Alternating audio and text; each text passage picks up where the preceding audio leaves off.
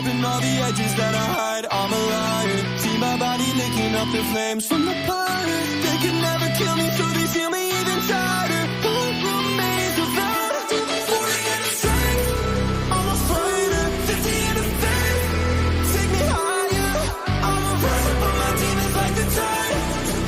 Blood moon in my eyes. Blood moon, white faint, light blue, my stains, night flame. Demigod into realms, yeah. Sun breath hit my wrist, blade fall like the mistake. As I go peak, yeah. Malacheth, turn a tarnish to a grace side, yeah. Kiss a death, but I miss the way it tastes like, yeah. Through the frenzy and the flame, I keep the honor beside me. This faith will abide me, we're burning the tree. Sharpen all the edges that I hide, I'm a liar. See my body licking up the flames from the fire. They can never kill me, so they seal me even tighter. Who remains without 40 in the strength? I'm a fighter, 50 in the faith. Take me higher, I'm a riser, but my demons like a tide. Blood moon yellow in my eyes. War horse in the crypt, a nightmare, great sword on my hip, in my head. I'm a riser, but my demons like a tide. Blood moon yellow in my eyes. But don't wish for walls to talk. They scream until I left the room. Blood writing on the walls.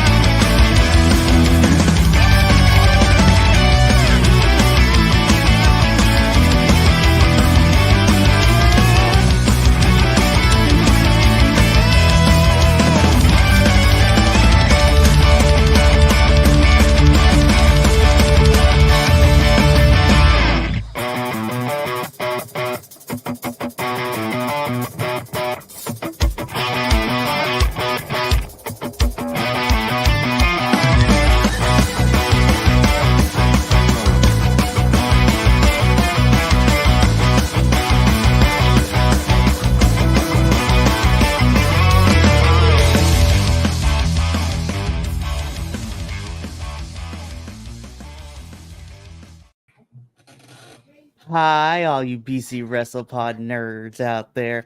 I'm sorry, it's been a whirlwind 24 hours in the world of professional wrestling, and there is still madness currently going on. So we are here with Dual Dynasty, but before all that, there's a lot of wrestling happening right now. There's wrestling happening everywhere as we speak. Not to invoke other promotions here on the Smackdown review, but there's stuff happening right now live in another country. There is another promotion doing all kinds of other things right now, and over their 2-day period. Mikey and I are teachers, and we start tomorrow. We have stuff to do. I'm getting student emails while I'm trying to watch man meet in the ring. It's crazy right now. So as I mentioned, we are here for the Dual Dynasty review. We are going to be reviewing Raw and SmackDown, and then also we will be doing our predictions for Bash in Berlin, which is upcoming weekend. But to give you like a zeitgeist, if you haven't been around the BC WrestlePod HQ for the last 48 hours, just to give you a brief synopsis, ROH and TNA had their reviews on Friday. Last night, me and Andrew baptized me in the fire that was GCW for my first show ever, which was fantastic. It had a bunch of people I didn't expect showing up. And if you thought you knew your death matches, you need to go watch GCW because there are light tubes and phosphorus all over the place. It is so wild. My son is 9 and he knows nothing of death matches or crazy things, but he's asking me questions about this stuff. And I'm like, how do you know what that is? I'm like, could you really hit someone with the bulbs? Like, yeah, where'd you see that? So I might have to, I'll watch it first and see if it's appropriate, but he's interested, which is great. And that's just night one. Night two is happening God. later tonight. AEW All In and Wembley is happening right now. And then next weekend, TNA Emergence, WWE Bash in Berlin, and then NXT No Mercy too. I'm just like, And it's what's interesting, and I don't want to get too far out of pocket, but everything we're watching or reviewing or the group chats exploding about has been really good. Granted, we did not review the other promotions Wednesday night show last week, which is probably for the better, but everything else seems like it was on a roll. oh, And don't doing really, worry. really well. We'll review all the weirdness that was the go home shows for AEW this upcoming Tuesday and a debrief about All In tomorrow night during our pay per view review. Even that, like, I don't want to spend too much time on this because we got to get to work here. But the Dynamite, half the Dynamite was trash, and then the other half was like, "Oh my god, this is incredible! Like, what's going on?" Anyway, everyone wild realized, right now. yeah, everyone realized, all right, the fall is here. Summer was like, okay, but let's kick it into high gear. I'm like, thank you. Oh yeah. But so, well, we're going to talk about some things that happened this week in the realm of WWE. So myself and the professor are here to quickly review Raw and then go more into depth about the Smacketh of Downs. Minnie has family things that he's doing today, so he let me know yesterday he wasn't going to be here. So your Raw recap is going to be me in 30 seconds. But I'm excited. I am happy the professor is here for sure. So, all right, let's do this. We're going to go into Monday Night Raw. So I made sure to help the professor and kind of be like, here's a quick 10-minute video to recap Raw. So really quickly, we're just going to run through the things that happened that were the most important. Number one, it seems that we are finished with this New Day Final Testament feud. The New Day do beat the Final Testament by teaming up with Odyssey Jones, and then in a Instagram exclusive video vignette, Scarlett and Karrion Kross basically say, all right, we're done with this feud. So who knows what's going to happen with the Final Testament? You're muted, by the way, Professor. Good. So that's it. It was just, this match is over. It's done. Right? Yeah. That's crazy. That's what it seems like. We've been dragging this out forever, and now we're officially done with it. I was like, okay, where do both factions go? And so and Odyssey Jones is not an official member of the New Day, but is with the New Day. No, okay. So Kofi actually kind of explained it to Xavier on this episode prior to their match because they were all backstage, and Xavier expressed his frustration to Kofi, saying is like, it makes it feel like your Odyssey's here to replace Big E. And so Kofi told Xavier, no, me and Odyssey, we've been cool for a little bit, but he's not here to replace Big E. And in fact, Kofi worded it as like, I brought Odyssey to be with us and to team with us tonight because do you remember when we first became the New Day and how we were still young in this whole tag team that we were doing and we had to figure it out on our own? And we've always said that we wish we had vets to kind of take us under our wing to help us through that. And it's like, we are the veterans in this situation now. And Odyssey was us 10 years ago. So I figured that that's cool. Bring Odyssey and to kind of be that wing, which is also speaking to like real life stuff as well. Yeah. Because Kofi and Xavier have, and to a certain extent, Big E, they are the vets now. They've been here forever. And Odyssey is the new kid on the block. So of course, I try not to make everything about race and color, but I'm like, it's really nice for Odyssey to have other African-American wrestlers of the caliber of the New Day to kind of guide him through this. And Xavier Woods has talked about that in interviews. E has talked about that in interviews. Like, Vince McMahon initially hating what they were doing, and they had to kind of fight for it. And they said, "Hey, you get like a month. Let's see where this thing goes." And then they let him keep it, but everyone doubting them. And of course, marginalized people in this business, we could do hundreds of podcasts on, and sort of what that journey has been like. So I'm excited for them. It seemed like they definitely need to pivot. I'm not saying anything ill of the New Testament and all them, but it just kind of seems like it wasn't working. The bits and pieces I've heard about from you all, and then what the internet's been saying, the matches don't look bad. They look fun, but the build up and why and who are we? And I think we should get New Testament pivoting towards a bigger faction that might be just as scary and powerful, but let's leave that we could put a pin in that for now. Oh, absolutely. So that was like one big takeaway. The second big well, there's a couple more. The second big takeaway here is that Braun Strowman is back. So him and Bronson Reed are going to fight it out next week. So that was crazy. After a really fun no DQ street fight match that Miz had with Bronson, which I thought was entertaining as hell. Yeah, the Miz looked like he was destroyed, but it still looked fun. So that was great. My biggest gripe with Monday Night Raw this week comes in the fact that we only had 2 women's matches, and both of them were like less than 5 minutes to begin with.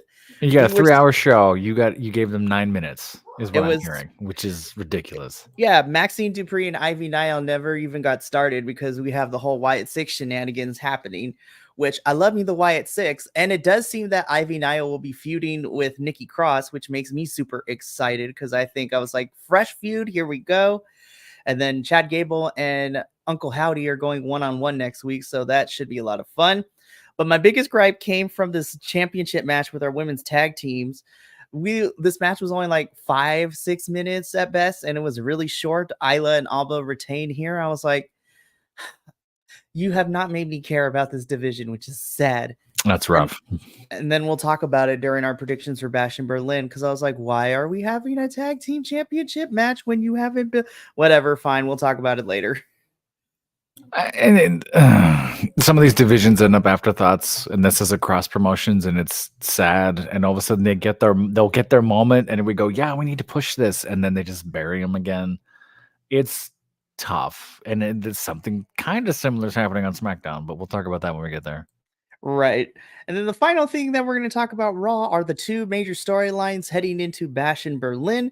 We're going to start with our World Heavyweight Championship storyline, Randy Orton and Gunther. So Randy and Gunther kicked off the show, and again, having a promo going back and forth. Ludwig Kaiser ends up surprise attacking Randy Orton and like injuring his knee, which sets up a match in our main event, Randy versus Ludwig. And then when we get to the match itself was actually really fantastic. Ludwig is going to be a star within the next year or so, and he's been there. And I'm super excited to see where this goes. Obviously, Randy picks up the win, and then him and Gunther just brawled to end Raw this week. So that's one storyline. Dumb question. It was Ludwig, and who was the other part? Giovanni, who is going to be on SmackDown, it seems like, based on the vignettes we've been getting on SmackDown. Okay. That's what I'm trying to remember.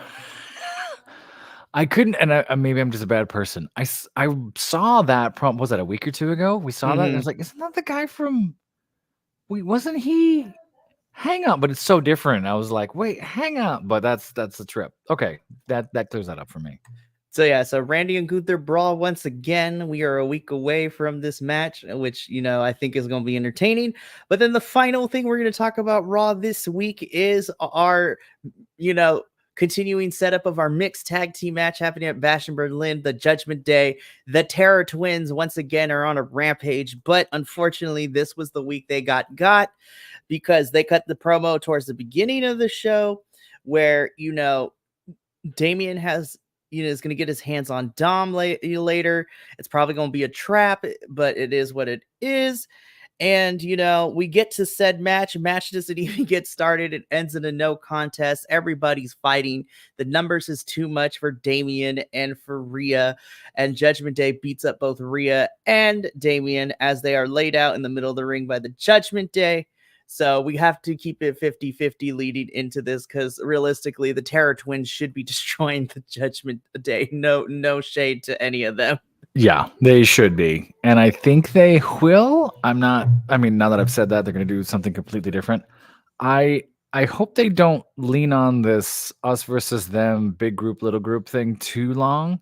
Not that they need someone else with the Terror Twins, but just the 2 of them getting picked on by another group of 4 or 5, 6, or whoever else we've seen in the past that doesn't have the long-term leverage. We saw that kind of with the Bloodline for a while too. It's like you still got to even these out somewhere, or the fans and creative, it starts to get really dull. Like you got to get underneath that somewhere.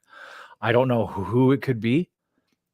I have ideas or sort of, action figure dream team things. It should be this person. It should be this one, but I don't know. But it makes me care. Like I am intrigued, but now I'm wondering. A part of me thinks there might be a surprise. We'll talk about that when we get to our predictions. But like, I think someone might show up to help, and we wonder who could that be. So that is going to cover Raw for this week. Obviously, Minnie is my other Raw person, as well as the Professor. But since Minnie watches the Raw and the Smack of the Downs all the way through, I'm pretty sure he'll give me his input later. So, but now that we've look at that, 15 minutes and we covered a 3-hour Raw. If we keep this pace going, shoot, in a good way. Like we can still talk. There's more to talk about for SmackDown, I think. There is, because this week to me, Raw was pretty good, but SmackDown was actually really fantastic because I was like, everything was paced well. Yeah. It was crazy. So speaking of which, let's just jump straight into this week's SmackDown. 2-hour show that we can definitely cover. So I felt like this week's SmackDown, everything was paced very well. I felt like my time was not wasted. We didn't sit too long between the in-ring and the backstage stuff that happened this week. This week, it was a wrestling show. It was a wrestling show. It wasn't a soap opera. That also had some really fun moments, especially when we talk about Queen Nia and her court, as I call them now. Oh my God. We'll talk about it in a second. I am falling in love with Pretty Deadly every day. Still, I have been, but I'm still like, this is so funny and so different from anything else that's going on. It's perfect. So good. So we're gonna start off with what kicked off SmackDown this week, which was the Grayson Waller effect. So Grayson Waller's talk show with his guest this week, Cody Rhodes. I mean, we've had multiple Waller effects. We know how this goes. Waller is the heel. He tries to do all the things. He basically is trying to get Cody and plant the seeds of doubt in Cody's head. Who's like, should you trust Kevin Owens? And I love that he had actual video footage of all the people that Kevin Owens like has screwed over and turned on. He didn't have receipts. He had a documentary. He went all the way back. I thought it was huge that they invoked Chris Jericho. Right. That was crazy. Flashback. I was just like, oh my gosh. I kind of love that New Creative is willing to mention other talent that is elsewhere. It's a shame it's Chris Jericho, but it's still like, oh, hey, these people still exist. They're still professionals. And that, in my opinion, makes all of us better. It does show a bit of respect and poise and lack of pettiness, which I think is great. These are also feuds that I wasn't watching wrestling at the time. I know these matches and I've heard them referenced and other stuff like that, but heel Kevin Owens was a terror. You want to talk about a terror, man? Oh my gosh. Wow. Kevin Owens was a menace when he was a heel. My favorite part that made me chuckle a little bit is like Sami Zayn. It goes through a couple more people. Sami Zayn in parentheses again. I do love that we're sort of hinting at the fact that Kevin Owens is volatile and at any moment can betray you, even though we haven't really seen that in a long, long time, but it's still there. We'll talk about that, how we have the hints of that later in this match. But I love the parallel, to kick it back to you, of, oh, hey, by the way, that guy behind you could betray you at any time. Someday we got to pull the trigger on that. You're right. And that's what Cody, after watching the documentary, Cody basically tells, was more talking to Austin Theory and all this. Is like, you want to talk about it? I was like, Austin, Grayson's just using you. And that's where we're getting. And then Kevin Owens comes down. And then he's basically like, Grayson, all those people that you mentioned in this documentary all had it coming, except for Kofi Kingston. And then he apologized to Kofi. That was so great. And he would like a few more times. It's like, that's hilarious. It was fantastic. And then I love just Kevin Owens. It's like, we're just going to skip all the pomp and circumstance. Nick Aldis, can we get this match later tonight? Nick comes out out. Kevin Owens is like, by the way, I love how you fill out the suit. I can't look good in a suit. Kevin Owens is just great. He's so in the moment and calling out the fourth wall and the conventions in such a sly way. It's really fun. It really, really is. Nick Aldis is like, all right, main eventing tonight will be Cody and KO versus A-Town Down Under. Kevin Owens is like, hey, Nick, do we still got time for me to go punch them in the face? And Nick's like, just make it quick. And then a whole fight breaks out. And that's how that segment ends. Perfect. It's great. The art direction for the Grayson Waller budget has gone way up. We got a whole couch that was probably that's why there's a whole like multicolored carpet and palm trees. Like I winced when KO threw the little love cushion. I was like, no, that's probably expensive. Like, that's worth thousands of dollars. Oh my goodness. So we go from this into our first match of the evening. This was the United States Championship match. So I was very surprised to see it towards the beginning of the show. But LA Knight defending his championship against Santos Escobar in a very fun match. Now, of course, there were shenanigans at the very beginning because LA Knight got jumped by the rest of Legado, which resulted them in getting kicked out. I didn't say this yet. I said this off camera. I'll say this now. There's one match of the evening that I put on my watch again for the year, like best matches of the year thing. It was almost this one. As I was watching this, I went, is this in my head something I got to watch again? And this and that. Still a great match. There's one that I thought was more fun and better. Just sort of putting the teaser out there right now.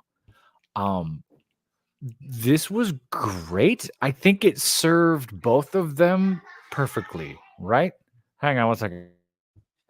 Well, you said it served both of them greatly, and I kind of agree. Like, obviously, LA Knight is fantastic, but I feel like this is not to say that Santos isn't great in the ring, but he was able to shine more in this match. It was like more evenly back and forth, and he wasn't overshadowed by his opponent like Santos normally is. I agree. They work great together. This is better than that triple that we saw him in a little while back. Like they both looked great in here. LA Knight is still doing some. There's the critique out there that he's just a cut and paste mediocre wrestler, which I have never agreed with. I think he's great at what he does. He does the fundamentals and the basics and everything super well. Standing on the second turnbuckle, looking at Santos, jumping up to the third and jumping off. Sounds easy. That's probably ridiculous hard to do and nail every single time. I thought this was a great match. They got the commercial break. They ran a full 10 or 12 minutes, maybe a little bit longer, depending on how you time it out. I think for LA Knight, it gives that title a little more oomph, and he can kind of pivot away from Santos, which is fine. For Santos, we now have infighting within Phantasma. And after our Olive Garden 2 promo last week, and now him getting angry at like, hey, you guys, no, you tried to help me and you let me down. The total heel thing. Of course, it's you. It's never me. It's you thing. But now that's a little more interesting, right? There's definitely a little bit more arc to this faction. Well played. This SmackDown was great. I 100% agree. And I mean, we can talk about it here now because, like you mentioned, Santos was mad at Legado del Fantasma, and it seems that they're going to be at least Angel and Humberto are going to be feuding with Baron and Apollo for a little bit longer. So I'm interested to see where that goes. Well, speaking of feuds continuing to go on, Carmelo Hayes cuts a promo in the barbershop, and then Andrade rolls up on him out of nowhere. And I was like, all right, we're gonna get match number 4 next week, and I'm kind of here for. I called this a month ago. These two are just Greek Titans. They should fight every Friday for the rest of their lives. Doesn't matter where or when or what. It's just funny to me now. No to a Andrade and Carmelo match. I was like, especially the 3 that we've seen so far. I'm like, give me more. Give me a best of 7 series. It seems that's what we're doing. I think eventually the audience will get behind it and just sort of, you don't even have to announce it. Just have Andrade walk to the ring, and then everyone's going to have the huge pop for, it's Carmelo again. Yeah. Like, it's just going to keep going forever. Right. So we go from there and we go into our next match of the evening. And even though this was the only women's match that on the card, honestly, I really liked this match. And I'm like, this is what I wanted from this whole entire feud, this entire time. We had the Unholy Union, which is Alba Filer and Isla Dawn, their official tag team name. I still like calling them the Hex Girls. But we have them teaming up with Blair Davenport, taking on the entire squad of Black Girl Magic of Jade Cargill, Naomi, and Bianca Belair. And like I said, This is what I wanted from this whole feud, and I am happy we got it because all 6 of these women did a fantastic job, and it was given time. It was not just a 5-minute match. We got a commercial break and everything. They got it right. This was amazing. Blair Davenport looked a lot more grounded and clean and with it this time. The last few times we've seen her, it was a little bit of a hitch here and there and not quite this, not quite that, but this was way more solid for her. I think having folks around her really grounded the match and whatnot. Naomi throwing her hair to get the pin, picking up the leg and just going full rodeo bull. Like that was a great nod to, there was some, I'm trying to find it right now. Jade did something that I was like, holy crap. I'm not going to be able to find it in time. Just ridiculous feats of strength. And these women brought it. And this was a lot of fun. I'm going to say, I think they got time. They could have gone longer. And I would have still been ridiculous interested in how this was going. So this was a great women's match. Yeah, there should have been more than one. But this represented well. I thought this was great. It definitely was. Black Girl Magic does, like you said, picks up the victory. Black Girl Magic picked up the win, and it does. I agree with you. I'm still saying Black Girl Magic. I think Black Girl Magic is more fun. Exactly. I was just like, we don't have an official name for this faction yet, but I'm calling them Black Girl Magic because they are magical. I love it. They are fantastic. So normally I skip the kind of vignettes that we get, but I wanted to include this in our talking discussion because I actually really like this. We got a little brief that this won't be the first time that this company has made its way over to Germany and Berlin. And we get some like narrated by Natalia. She narrates like the last time this company was in, Germany and Berlin and everything. And we got footage of like Owen and Brett going at it for the European Championship. And they said WWF. I was like, how dare you? Yeah, they said, well, I think within context, right? Like we're not using it for ads or whatever else. Mind you, and sorry, this is a segue. My group chat is going crazy with people dropping all the expletives. So whatever happened at the other promotion, we'll find out later. I know something's gone wrong somewhere. I thought this was a great promo to get to see, Paul Levesque 30 years ago. Like, oh my gosh, time's an illusion. I remember. Well, two things. We never had enough money to order the pay-per-views, but I remember watching Raw when it was in Berlin. Like I was watching wrestling during this time. So for me, the throwback of, oh my God, that was that long ago. Wow. Germany's always been a great wrestling country, and Berlin a wrestling town. Like if you know the folks that are out there and the communities and international wrestling and scenes and stuff like that. It's kind of there's a little bit in France, not much. There's a little bit in the Netherlands, sure. But in Germany, they kind of treat it similar to that we do in the States as far as spectacle and theater and whatnot, and the UK and international crowds. So it's a lovely package. And to see how many folks have gone through there and when and why. And it kind of makes me curious why they haven't gone back sooner. Mm-hmm. Like, I guess it was a year ago, right? They were there in 2023. And then they did a little bit of an international tour coming right out of COVID. So I'm sure they were there then. But was there like a gap of 20 years where they just didn't go there? I feel like that's the case for most international shows. Like, sure. It's only within the last like 2 years that this particular company is going all over the world or sending people all over the world. Like we have 2 NXT kids competing and, Noah's G1, and then AJ had a match in Japan not too long ago. And just, it's fantastic for sure. But I love this little Natalia. I loved it. I love seeing the old footage of Brett and Owen. I was just like, my heart. Yeah. My heart. Oh, my heart. Right. Oh, my heart. That was Bret Hart just before he got surly. Just before he hated everyone. Yeah. And of course, I love the fact that Natalia got to narrate this because this is part of her family history. Yeah. The fact that she was alive watching this when she was younger too is crazy. Oh yeah. I was like, I keep forgetting Natalia's been in this business since like she was born, basically. Oh yeah, Like, forever. oh my goodness. So that was a really nice touch. The bloodline comes to the ring next. Jacob Fatu has to give up his title because Solo says that he needs him as the enforcer. So I mean, Yeah. I was like, we are setting up. Like I've always believed. I think Jacob will ultimately side with Roman when it comes time. Didn't you call this last week that this was going to happen? You're like, yeah, they're just gonna take it from him. Like, wait, what? Really? And they did. Jacob is. I'm pretty sure we're setting up at the end of it. We're gonna find out or something. Jacob is gonna side with Roman in all of this whenever it implodes in its finality. But Sure. the Guerrillas of Destiny are tag champs still representing the bloodline, which then has the Street Profits come out to interrupt before their match. I wrote in my notes, Montez Ford, I cannot take you seriously, but I love you, because when they made their entrance, he came walking, spinning around. Oh man, Montez is crazy and a goof, and I love him. So this is the one I put on my list for matches of the year to go back and watch. This match banged like, oh my god, incredible.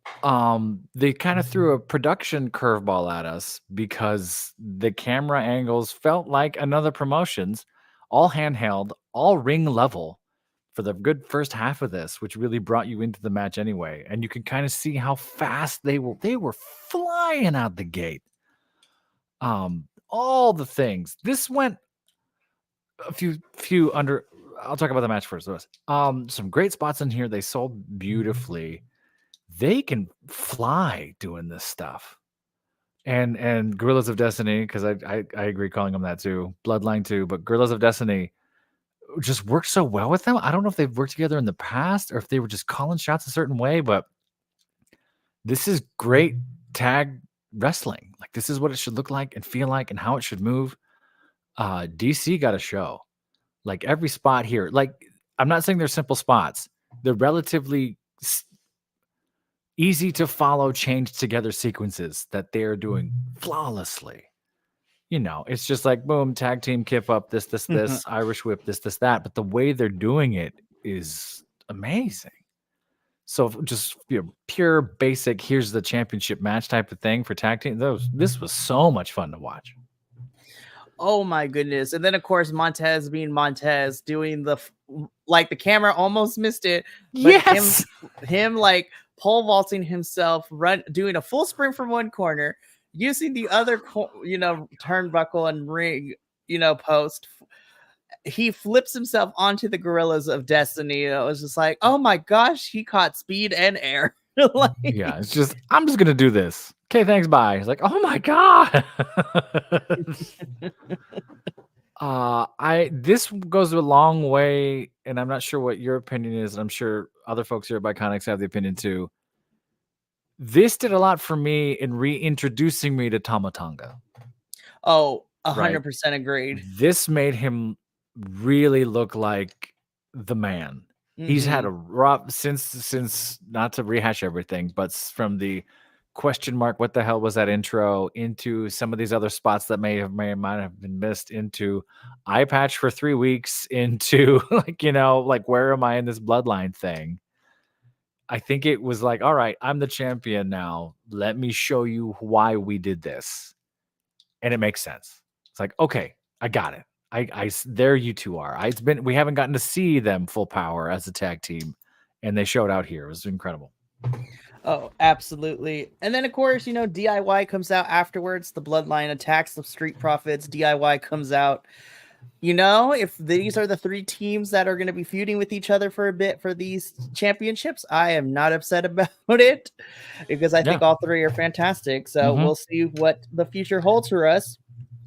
So after Fatu comes out and kicks him with the ankle the boot is in. Like, this guy's nuts. He is. What do you mean I need surgery? Bam! Like, oh man, just wailing with that big ass. That was incredible. I was just like, Jacob Fatu is an animal. He is wild. He like feels no pain. I was just like, all right, sir.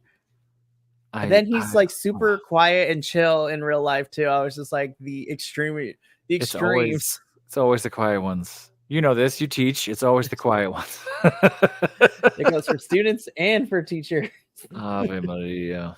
Oh my goodness. So we get a quick Cody and Kevin, backstage, like getting ready for their match kind of thing. They're like, can they coexist is basically what we're saying.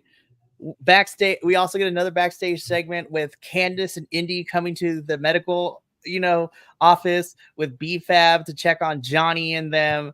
So I was like, I guess Candice and Indy are faces now by default. Sure, fine, whatever. Yeah, that's interesting. Yeah. And then this was also another great vignette. We had Michin in a smash room, like cutting this promo.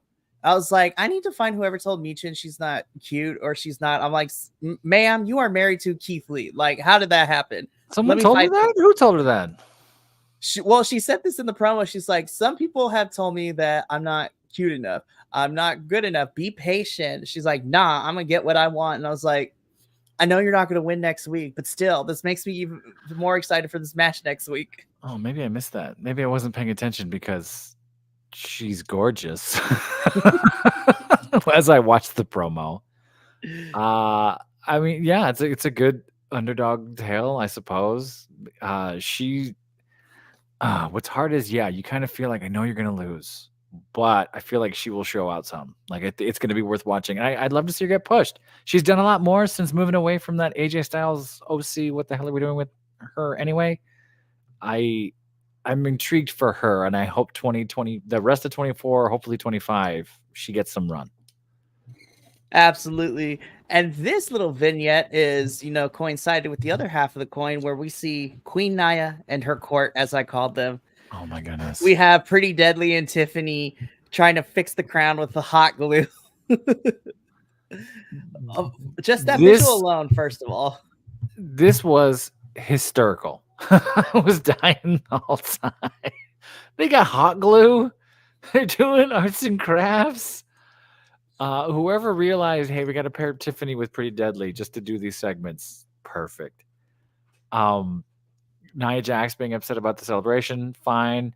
We get a little soap opera here because it's obvious that this was, I'm going to be right around the corner. Oh, did you hear me talking about you? Thing. I know it's stage. I know it took me out of it a little bit, but when it's ever them, whenever it's Pretty Deadly Tiffany Nia, we're in camp theater land, right? Mm-hmm. So we're breaking the rules anyway. I don't know. It's catty. It's a little strange. I'm still waiting on the musical. I thought this was fun. This definitely was. And we were not done because Nia comes in. She talks about this. She's like, all right, we're going to go figure out. Tiffany and Pretty Deadly are like, all right, we're going to figure something else out.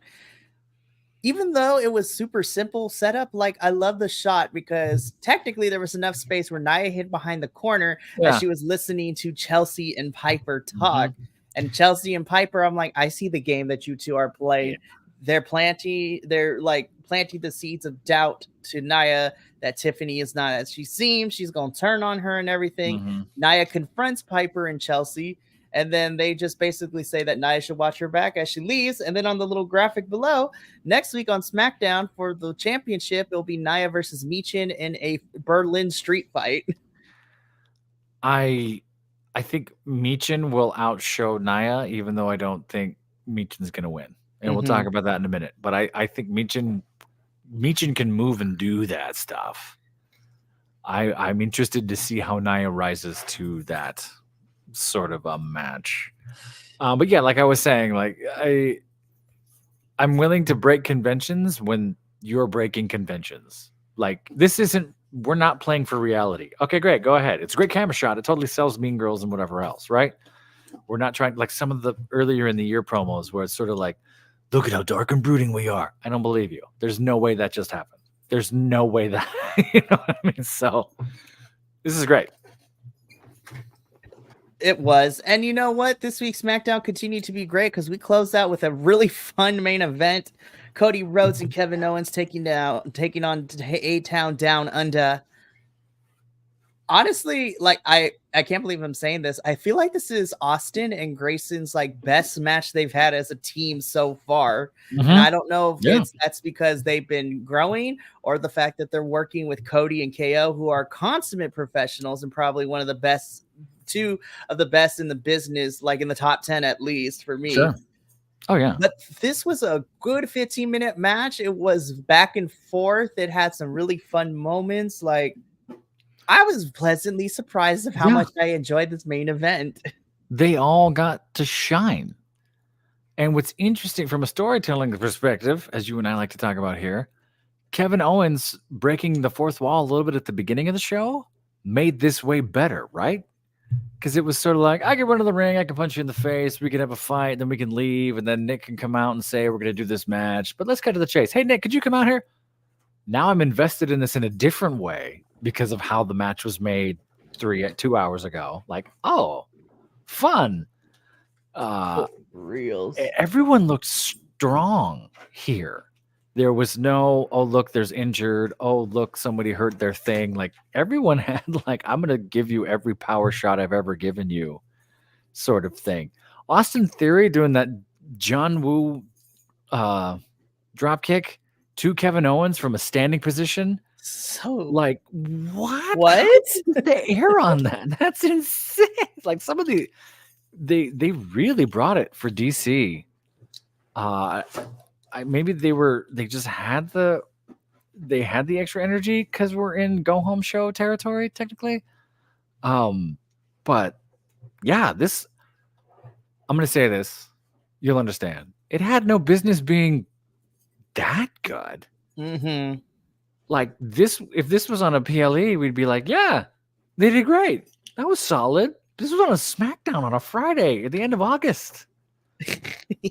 Like, that was great.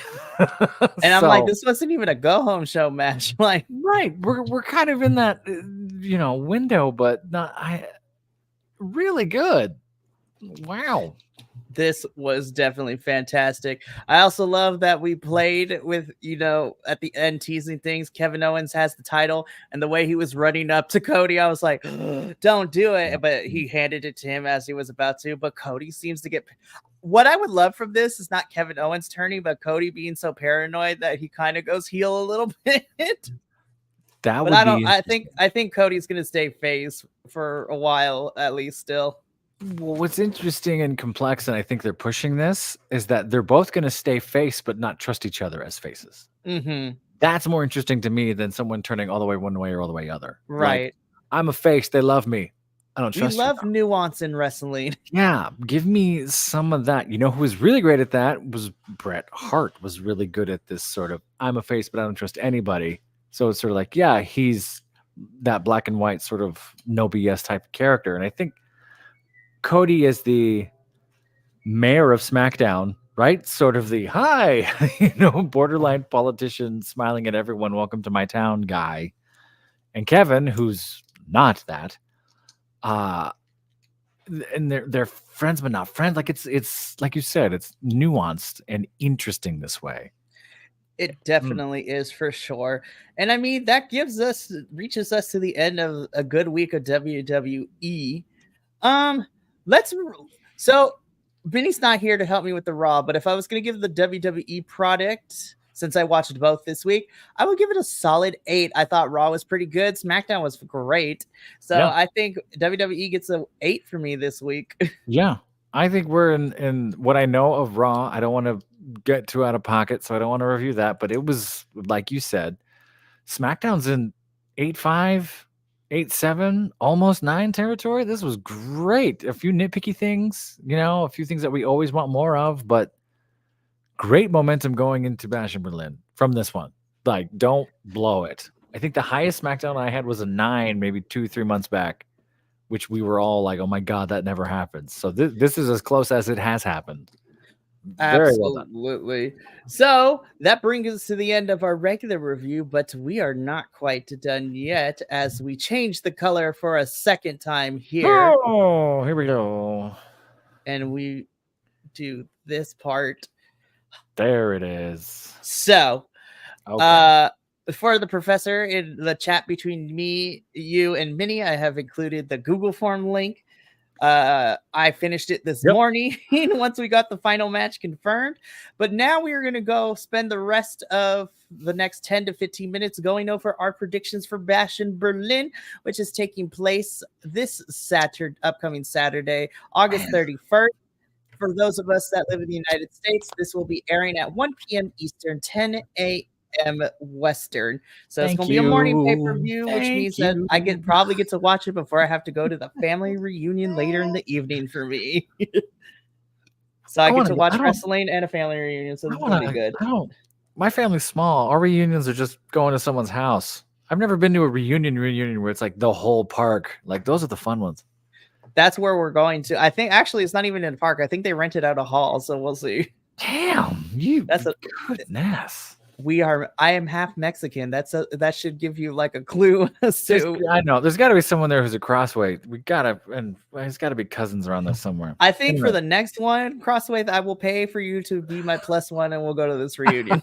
That's very kind. Just be like, hey, y'all, tell me about my history. I'm from Ensenada. It's so fantastic. So we are going to go over the 5 matches that are currently scheduled for Bash in Berlin. I'm going to give a little bit of brief down of how we got here, and then we're going to make our predictions, and then we'll see who ends up, having a good predictions record when we do the review next week. Yeah, but 2 things. I already know I'm going to end up in a onesie. I already know I'm screwed here. And then 2, it's so refreshing to have a PLE that's 5 matches and not 13. Well, it's nice because we're coming off of SummerSlam, which was only 7 matches, but it still took up like 3-4 hours, which is crazy. Well, that's true. This could also be a 12-hour epic, but luckily it starts at 1 our time. Goodness. So it starts at 10 a.m. for us West Coast folks, so I could eat breakfast while watching this. Oh yeah, have a little bit of brunch, maybe. That's right. Goodness, that's right. So let's begin. We're going to go in order that I kind of created this PowerPoint presentation in. So this one should be fairly interesting. So actually, we're going to start the way that we do our predictions here. We're going to start from most recent to, the one that we've known about for the longest. So let's start off with this one. So this is the most recent announced match. We have a WWE Women's Tag Team Championship match happening in Berlin. We have the Hex Girls of Alba Fire and Isla Dawn taking on 2/3 of Black Girl Magic, which is Jade Car. Look at Jade's muscles in this picture, man. Look at, oh my gosh. Homegirl can bench press me all she wants, but Jade Cargill and Bianca Belair. So I'm going to be honest. There's a group chat I'm a part of that is saying all the things you would think they would be saying about this, and they're not appropriate to say here, but my goodness, beautiful. For real. Again, Jade can bench press me as much as she like. But okay, so the story to this is kind of convoluted because these tag team championship belts have been across both Raw and SmackDown, but SmackDown has been the more consistent one. We just talked about how all 3 members of Black Girl Magic beat Blair Davenport and the Hex Girls for this. And technically, Jade and Bianca never truly lost the titles because of it was a triple threat match at Clash Castle for these titles. And so now they're invoking the rematch clause to a certain extent.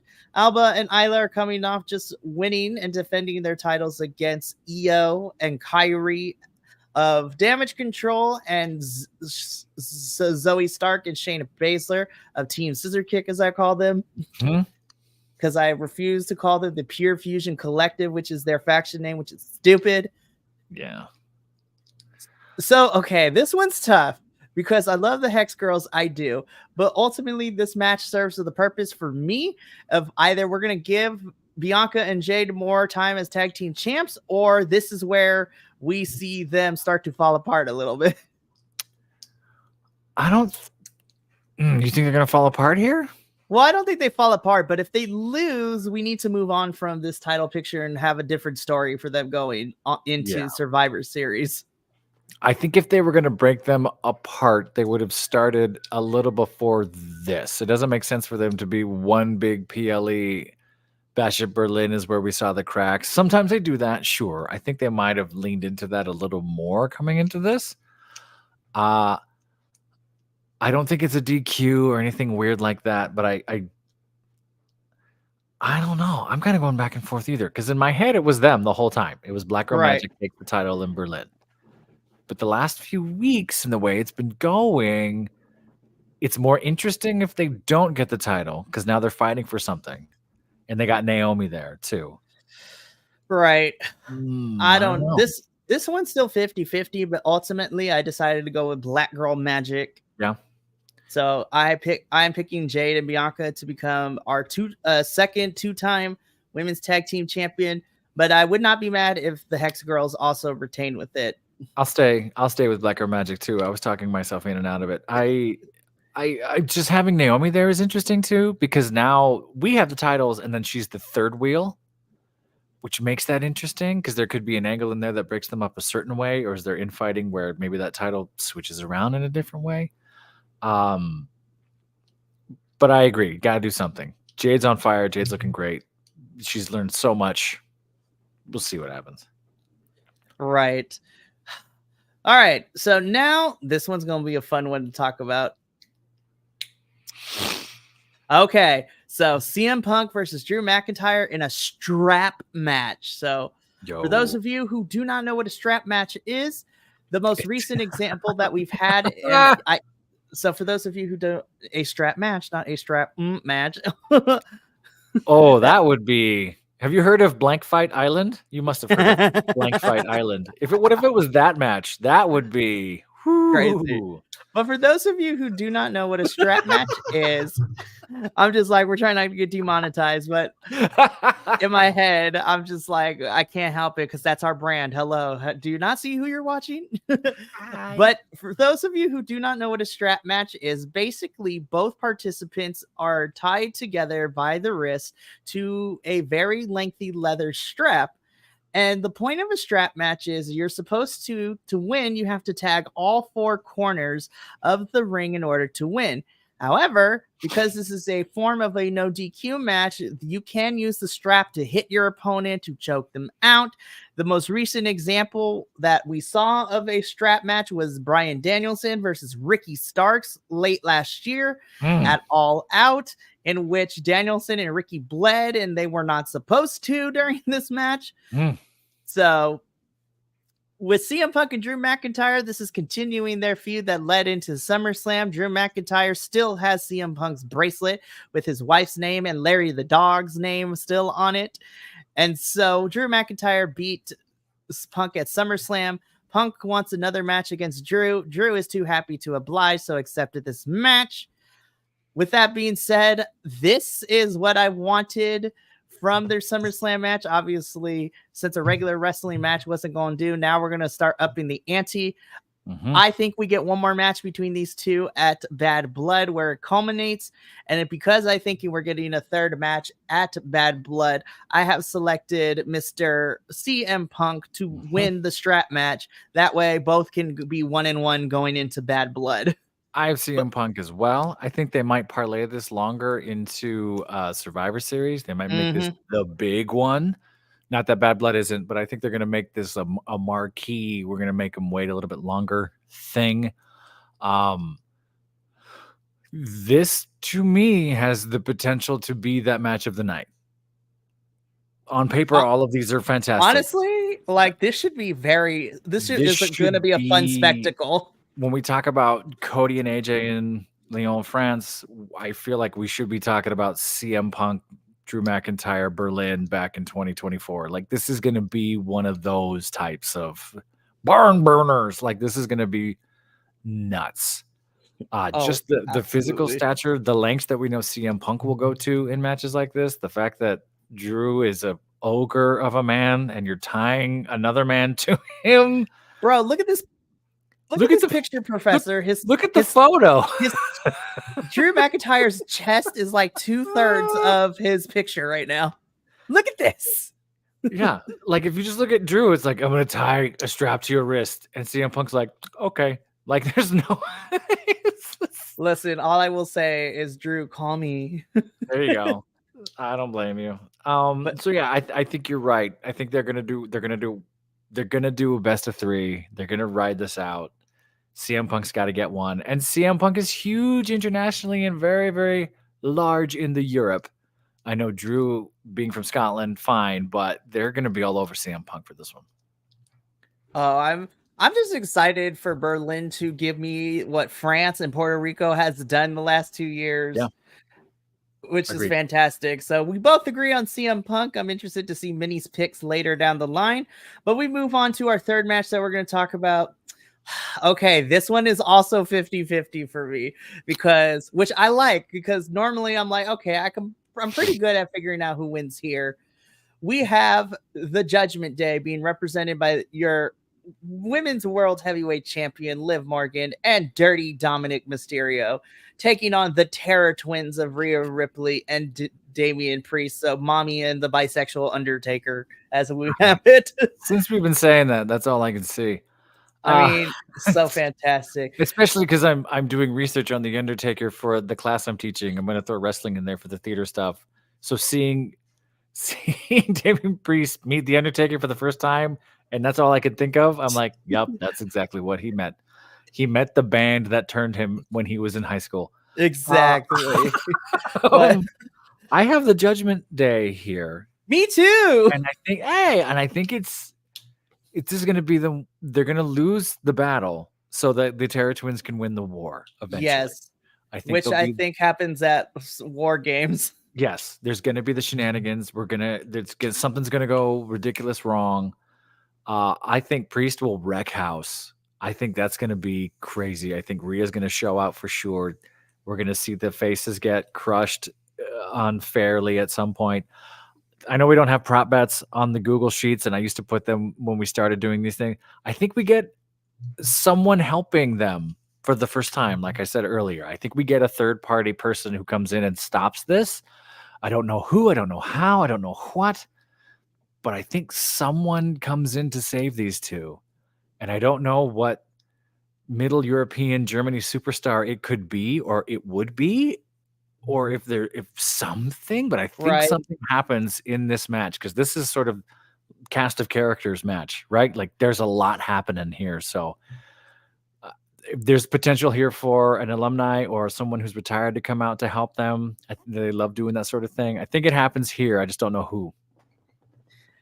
You know, I don't think he would be involved with it, because I'm pretty sure he'll probably be in the intercontinental tournament that we got going on, which I forgot to mention during Raw. We're having a tournament to see who faces Braun Breaker for his championship next. Right.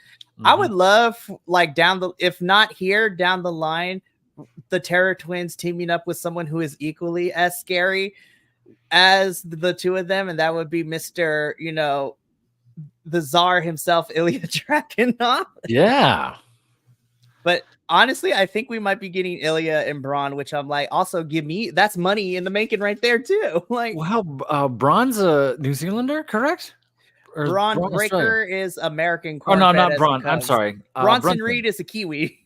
Brunson's Reed. Yeah, I was thinking Brunson Reed. Sorry, excuse me. Could be in there too. It's sort of a little bit of him and Rhea coming back. But I agree. I don't know who that other person could be. I think this is going to be a fun match, but yeah, both of us have Judgment Day winning here. So that way the Terror Twins lose the battle this time, but they're ultimately going to win the war. And I think that's the important thing to hear, is that ultimately the Terror Twins by the end of this feud are the ones who ultimately win. So that way we can build them up. I honestly think that Liv is going to hold this title until WrestleMania. I think she's not losing it anytime soon. It's perfect heat. It makes me care. I think that would be a good choice. I don't hate that at all. All righty. So we're going to move on. We have 2 matches left, and both of them are for our main men's titles on the respective brands. So we're going to start with the undisputed WWE Championship match. Cody, the American Nightmare, Cody Rhodes, taking on Kevin Owens in this match. I mean, Cody literally gave Kevin Owens a title shot. He said no, and then Cody and Nick Aldis got him to talk himself into saying yes to this because he didn't want Roman to get a rematch, which was funny when that happened a couple weeks ago.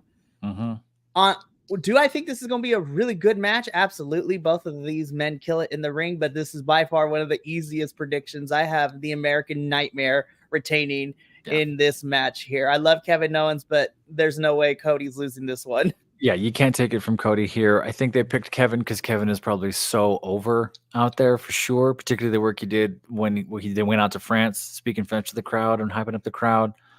I think this is gonna be great. My match of the night, I think, is still CM Punk and Drew McIntyre, but I think these two are going to tear the house down as well. I think it'll be fantastic. I do think there will be shenanigans here. Does it come from Grayson Waller and Austin Theory? It could. We've kind of hinted at that. I think at the next SmackDown, we might see some sort of something that happens. I think whatever happens, it's going to send Kevin Owens on a trajectory because we're going to reserve Cody for the bloodline stuff. Like, we're going to get Cody back into that side of the storyline, but we're going to do something to Kevin to sort of send him and pivot him another direction. Him and Randy both, I feel like. So, I think I know what that's going to be, but we'll talk about that in a second. Well, let's talk about this next. Both of us have picked Cody Rhodes. So, speaking of Randall Keith Orton, this is the final match that is scheduled and most likely probably going. To me, this is like, normally I'm like, okay, Cody normally will probably main event to show, but you are literally in Berlin, so it makes sense that I'm pretty sure Gunther and Randy will be main eventing Bash in Berlin, especially since Gunther is from the area, for real. Yeah. This again. What do you think? So, okay. This is for the World Heavyweight Championship, Randy Orton challenging Gunther. The story that we got for this is that because a lot of people on the internet were, criticizing Triple H because at King in the Ring, Gunther did win, but Randy did not have both of his shoulders all the way to the floor when he got pinned. And Gunther still went on to be able to beat Damian Priest at SummerSlam for the title. And so Randy's just like, hey, I never really got beat by you, so let's fight for this championship. And Gunther's like, all right, let's do this. And here we are. I think this match is going to be phenomenal. This is the first match, I think, on a PLE since Randy's return where it's a singles match because he's been in triple threats and multi-person tag matches. I believe this is the first singles match for this year for PLE for Randy since his return. I think this is going to be a phenomenal match. I'm interested to see how Randy and Gunther's styles clash, but I see Ring General Gunther walking out of this one still your World Heavyweight Champion. I think this match is going to slap, though. This is my most anticipated, surprisingly enough. I'm picking Randy. Yes, I think Gunther will do the old school, I will drop the title in my hometown humble thing to put you over. I think Gunther's respect for this business and how it's gone, just because it's in my hometown doesn't mean I can't lose to you, sort of thing. I think he'll have the crowd on his side. I do think there will be some sort of shenanigan something here, not a lot, but just enough to make something happen so that we could get Gunther on a trajectory or whatever else. Does that mean he's interfered with? I don't know, but something happens in this match, I would wager. I think part of Randy coming back gone for what, 20 months, 18 months, something crazy like that. I think part of it was like, if I'm coming back at all, I want that title run at least one last time while I'm still in a prime where I can defend it. And I think they'll give it to him here. He's been staring at the titles. He was doing it. He was hinting at it with Cody. He was hinting at it with, I'm forgetting now, but I'm on a roll, so I'm going to keep talking. I think Randy is huge, and him winning here, going over here, would be fantastic. If the strap match isn't the match of the night, it should be this one. Yeah. Nothing against Cody and Kevin, but like these two are going to destroy each other. Randy's not going to be able to move his arms from the chops that are coming his way. I'm excited. Yeah, this should be huge. This whole all the matches that we have, I'm excited, and I already know I'm gonna have a lot of fun watching this.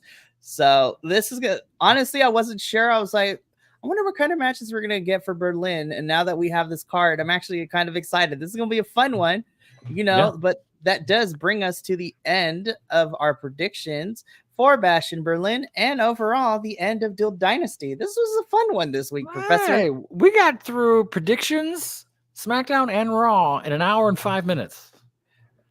Taking notes for All Elite Ensemble because that was an almost 2-hour show. We killed it. We did all the things. Granted, we only had 5 things to pick. We didn't have 24 things to pick, but that is very fair. But Professor, this was a fun hour with you. I always look forward to This was Sundays. great. This was a distraction from all the other fires in my life right now. This was fantastic, Mikey. Oh, for sure. And that is going to be it this week for Dual Dynasty. Just to give everyone a heads up, this is going to be a busy week for the Biconics here, because tomorrow we will have our review for AEW All In, which I will be watching later at some point today and probably tomorrow morning to get ready for all of that, which is going to be fantastic. So thankfully that our group chat is nice enough with not spoilers. So Monday we have All In review. Tuesday is our All Elite Ensemble review. There's over 70 texts in there since we started this. For reals. So we are reviewing a Dynamite, Collision, and Rampage this Tuesday to see if the go-home shows definitely helped or hindered what happened in All In. Wednesday, we have CMLL, which is also a big event because we will be reviewing the Torneo de Internacional, the international tournament of Team Mexico versus Team International, with a bunch of familiar faces like Claudio Castagnoli, Kyle Fletcher was involved, Davey Boy Smith Jr. made an appearance, which is a name that if anyone knows their professional wrestling history, like, and he looked great last I saw him. Like, my goodness. It is crazy. Thursday, me and Andrew will be reviewing GCW Homecoming Night 1, Up All Night, and Homecoming Night 2, all in the span of an hour or so. And then Friday, we have TNA and Ring of Honor reviews. And then the weekend is upon us with the Merchants, Bash in Berlin, and No Mercy all happening next weekend too. So this is going to be a fun one. But for myself and the Professor and Minnie, who will be joining us again next week, remember, take care of yourself, love one another, stay Biconic, but more importantly than anything, you always deserve to finish your story. We will catch you tomorrow for our All In review and then prepare ourselves for 2 weeks for All Out. So much wrestling. But until tomorrow, sayonara, adios, and Minnie's not here because why do we do this? Because we want to. See See you all tomorrow.